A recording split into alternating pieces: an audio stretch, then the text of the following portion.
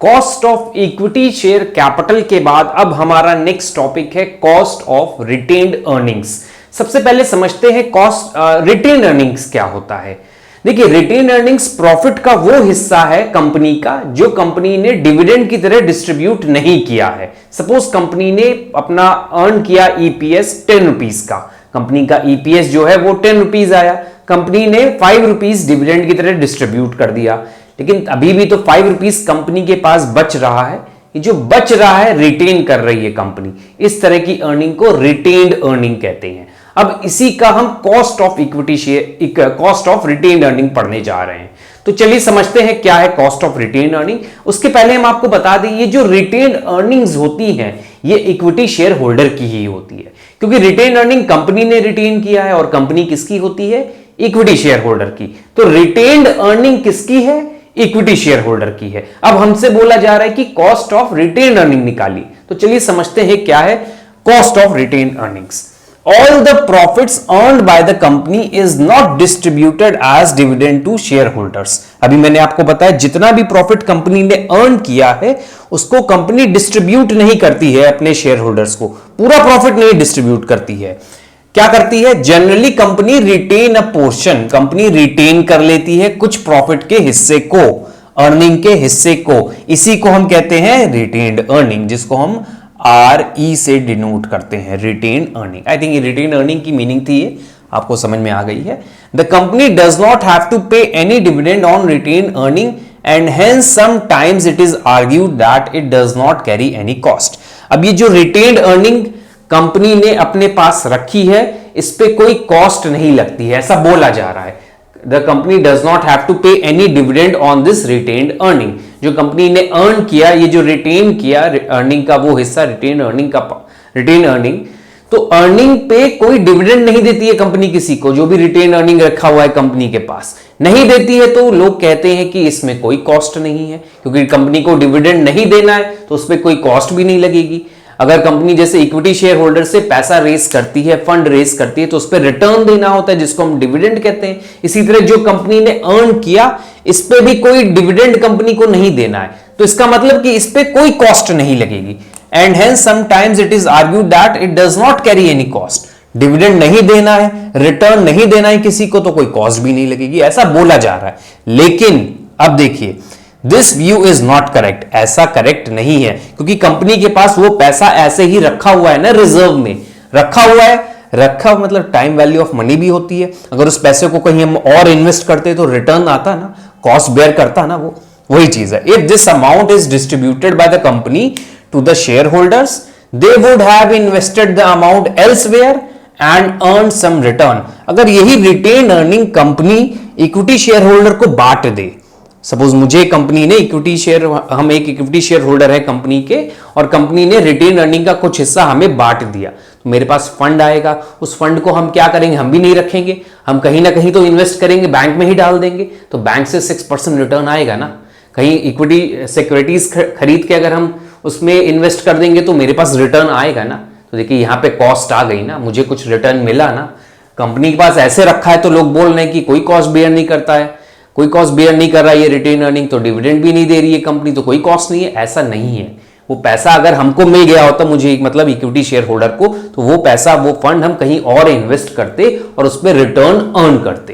तो वही चीज यहां बोली गई, if this amount is distributed by the company to the share holders they would have invested, वो लोग कहीं इन्वेस्ट कर देते एल्सवेयर और उस पे कुछ रिटर्न अर्न करते। Therefore retain earning do have a cost, इसलिए रिटेन अर्निंग को भी कोई ना कोई कॉस्ट होती है, क्योंकि अर्निंग का वो हिस्सा जो डिस्ट्रीब्यूट नहीं किया गया है वो हमारा रिटेन अर्निंग है। उसको कहीं और अगर इन्वेस्ट करते तो कॉस्ट होती कंपनी ने, लेकिन अपने पास रिटेन कर लिया इसलिए उस पर कोई कॉस्ट लगेगी। अच्छा, ये रिटेन अर्निंग किसका होता है?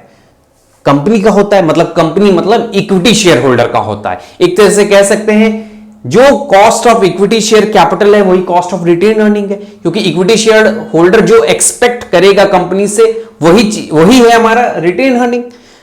जो एक्सपेक्ट करेगा रिटर्न वो हमारा cost of equity share holder है, ये भी इक्विटी शेयर होल्डर का ही है। तो कंपनी जो इक्विटी शेयर होल्डर इससे रिटर्न एक्सपेक्ट करेगी और वो जो cost of equity share holder expect कर रहे हैं दोनों इक्वली तो हैं। अच्छा, नहीं समझ में आ रहा तो एक बार फिर से हम बताते हैं। जो हमारे इक्विटी शेयर होल्डर हैं वो फंड कंपनी को देते हैं और उस पर उनको डिविडेंड या रिटर्न कैपिटल गेन होता है मार्केट से। अब ये पैसा भी तो एक तरह से इक्विटी शेयर होल्डर की वजह से जनरेट हुआ है ना, तो इस पैसे मतलब एक तरह से इक्विटी शेयर होल्डर ने ही ये पैसा जनरेट करवाया है कंपनी में, तो इस पे जो रिटर्न आएगा वो किसका रिटर्न होगा? डिविडेंड के, जो इक्विटी शेयर होल्डर के दिमाग में चल रहा है। तो एक तरह से कह सकते हैं इसकी जो कॉस्ट है वो cost of equity share holder ही है, cost of equity share capital ही है, दोनों इक्वल है एक तरह से। इस पे जो रिटर्न, जो कॉस्ट लगेगी वो cost of equity share holder के दिमाग में जो आ रहा है वही माना जाएगा। इसीलिए हम कहते हैं कि cost of retained earning is equal to cost of equity share capital. यही चीज यहां बताई गई है। It is does not the it is does the opportunity cost of dividend foregone by the shareholder। अगर कंपनी इस रिटेन अर्निंग को ना रखती तो डिविडेंड की तरह बांट देती, तो कंपनी ने क्या किया? रिटेन कर लिया, मतलब कॉस्ट ऑफ डिविडेंड जो लग रहा था उसको फॉरगॉन करने की जो अपॉर्चुनिटी कॉस्ट है वही मेरी है, opportunity cost of dividend foregone by the share holder, ये वही कॉस्ट है। आई थिंक इतना आपको समझ में आ गया होगा क्या है कॉस्ट ऑफ रिटेन अर्निंग। ये वो हिस्सा है, रिटेन अर्निंग वो हिस्सा है जो कंपनी ने डिविडेंड ना इशू करके अपने पास रिटेन कर लिया, उसका कुछ कॉस्ट होता ही है, क्योंकि अगर वो पैसा इक्विटी शेयर होल्डर को मिलता तो वो कहीं और इन्वेस्ट करता और रिटर्न अर्न करता। नहीं दे रहा है तो इस पे भी तो कुछ कॉस्ट है, इक्विटी शेयर होल्डर इस पे भी तो कुछ सोचेगा ना कि कुछ मिलना चाहिए हमें, वही हम निकालेंगे कॉस्ट ऑफ रिटेन अर्निंग। चलिए आगे देखते हैं कैसे निकालते हैं। अभी मैंने आपको एक कंक्लूजन निकाल के बताया कि कॉस्ट ऑफ रिटेन्ड अर्निंग किसके बराबर मानी जा रही है? Cost of equity share capital. अगर हम cost of equity share capital निकालना सीख चुके हैं प्रीवियस वीडियो में, तो कॉस्ट ऑफ रिटेन अर्निंग भी निकाल लेंगे, क्योंकि यहां पे जितने मेथड्स हमने यूज किए थे फॉर्मूले, वही फॉर्मूले को यूज करके कॉस्ट ऑफ इक्विटी निकाल लेंगे, वही मेरा कॉस्ट ऑफ रिटेन अर्निंग बन जाएगा। बहुत सिंपल सा यही कॉन्सेप्ट है यहाँ पे कि जो cost of equity share capital होता है वही मेरा कॉस्ट ऑफ रिटेन अर्निंग होता है। तो इसका मतलब है कि वही फॉर्मूले यहां पे भी यूज होंगे। हाँ, वही फॉर्मूले यूज होंगे। तो देखिए मैंने फॉर्मूले लिखे हैं, formula is same as we have calculated cost of equity share capital. तो तीन मेथड हम लोग ने पढ़े थे। अर्निंग प्राइस मेथड जिसमें था dividend per share upon P, मतलब price of share, market price हो सकता है या फिर आपका बुक वैल्यू हो सकती है। तो तीनों फॉर्मूले जो हम लोग ने previous cost of equity share capital कैसे निकालते हैं जो पढ़े थे, वही फॉर्मूले यहां पे हमने रिपीट कर दिया। वही फॉर्मूले यूज करके हम कॉस्ट ऑफ रिटेन अर्निंग निकाल लेंगे। देखिए है के cost of retain earning equal to DPS upon P into 100, cost of retain earning equal to earning per share upon P into 100, cost of retain earning equal to, ये growth method था हमारा, जो DPS upon P into plus 100 plus G, sorry G is growth rate, जो हमने आपको growth approach से सिखाया था, जो cost of equity share capital में पढ़ा था। तो इन तीनों से ही हम निकाल सकते हैं। अच्छा आपको ये समझना है ये फॉर्मूले, तो आपको cost of equity share capital आना जरूरी है, तभी आप समझ पाएंगे कॉस्ट ऑफ रिटेन अर्निंग कैसे निकालें इन तीनों फॉर्मूले से। आई थिंक ये बहुत इजी सा कॉन्सेप्ट था यहां तक। अब आते हैं मेन टॉपिक, यहां पे जो डिफरेंस क्रिएट कर रहा है इक्विटी शेयर से। आपको पता है कि अगर ये जो पैसा शेयर होल्डर को मिलता, मेरे पास फंड आ गया, मैं शेयर होल्डर हूं, रिटेन अर्निंग का पैसा कंपनी ने मुझे दे दिया, अब हम उसको कहीं इन्वेस्ट करने जाएंगे तो ब्रोकरेज देंगे, टैक्स कटेगा मेरा, तो ये सारी चीजें मेरे पास से कुछ एक्सपेंस के फॉर्म में जाएंगी, तो उसको भी तो कंसीडर करना जरूरी है ना। तो अब हमारा जो नेक्स्ट जो डिफरेंस क्रिएट हो रहा है इक्विटी शेयर कैपिटल और रिटेन अर्निंग में, वो ये वाला पार्ट है।